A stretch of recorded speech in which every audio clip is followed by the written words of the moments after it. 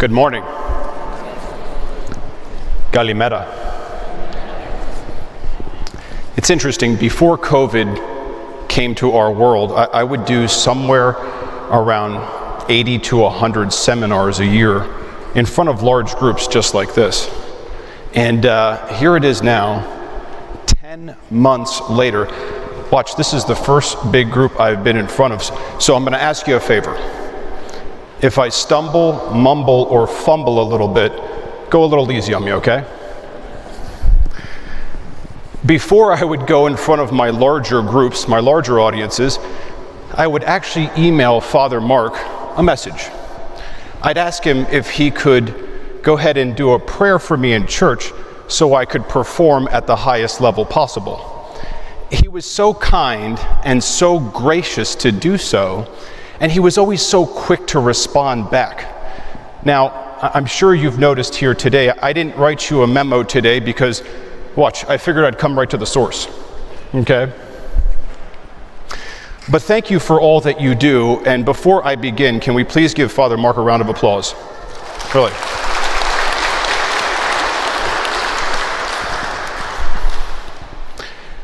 One of the greatest tennis players in the world was asked a very interesting question when winning Wimbledon in 2018, beating the great Roger Federer and making it his 5th Wimbledon victory.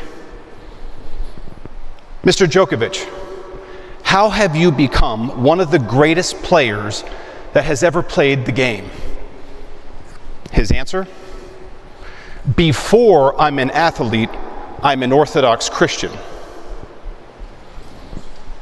I found Novak's answer very interesting and validating. As he put it, his Orthodox way of life and the way he lived it was clearly before his success.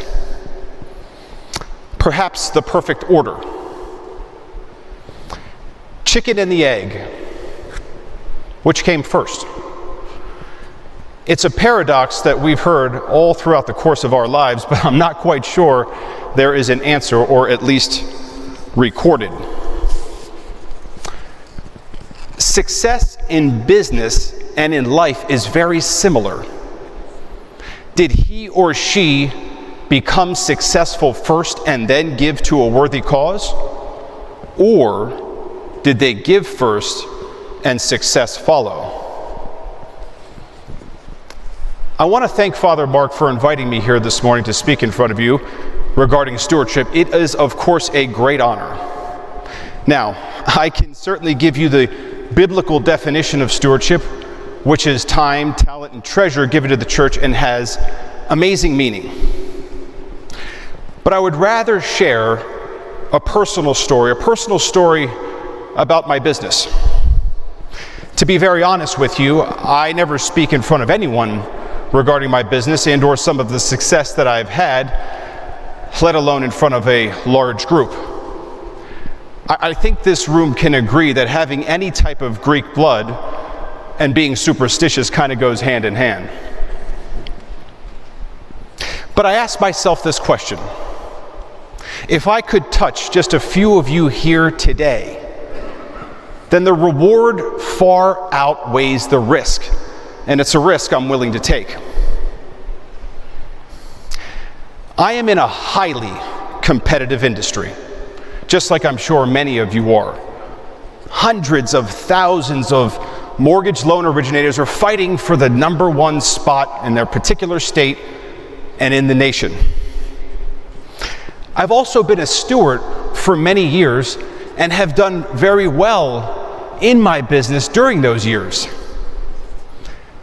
However, over the past 3 years, I started increasing my stewardship level to a comfortable level to an uncomfortable level. In other words, what I mean by that is, over the past 3 years, I increased my donation amount to an amount that was slightly uncomfortable, to be very honest with you. Every book I've read on success, every coach, every mentor I've had continuously states that true growth happens for when you get out of your comfort zone. So I figured if I'm going to get out of my comfort zone and become uncomfortable, it might as well be, of course, with the church. Interestingly enough, over those last 3 years, my entire business has transformed itself to a level, quite frankly, I never thought was possible. Last year, 2019, I secured the #1 ranking for my company and for the state of Florida. For 2020, I may end up top 5th in the nation. I say this humbly. I'm not here to boast or to brag, but really to share. Look, there is no substitute for hard work. We all know that. We've all been told that our whole life. However, I can 100% contribute my success in business into my external faith and the force that came from it in giving back to the church, no question asked. 0. Opportunities just became more abundant. Doors just opened easier. That's the best way I can describe it. It's something that's just really special. I'm incredibly blessed to have a wonderful family. My wife, Nadia, my son, Alexander, who's in the altar, my daughter, Stella. I love them more than they'll ever know. So I don't want you to think that I'm measuring success solely through business. But I figured I would stick to a specific topic, which is the following. Giving back gives back, and there is no better place to give than to our church and its ministries. Truly. I vividly remember listening to the story of Lou and Helen Nicozisis. Their struggles early on in business. And at the time, the church in Lancaster, which was new, needed new carpet to be donated. They fully admitted they were in no financial position to do so. But they ultimately did it, and it was uncomfortable for them. I have to tell you, it was very plush carpet. I mean, probably 2 or 3 inches thick. I would walk on it all the time as a kid. But the truth of the matter is that I don't have to finish their story. They followed the perfect order. Several years ago, I was told a very interesting story about a grumpy man that was always down on his luck. Things just never seemed to go his way. So he needed help. He went and sought advice from a wise man. After describing his way of life to this wise man, the wise man said to him, "You're living your life in the wrong order." To which the grumpy man said, "What do you mean, wrong order?" The wise man said, "I want you to picture this. Every day you're standing in front of a stove and saying, 'Give me heat, then I'll give you wood.' It's the wrong order."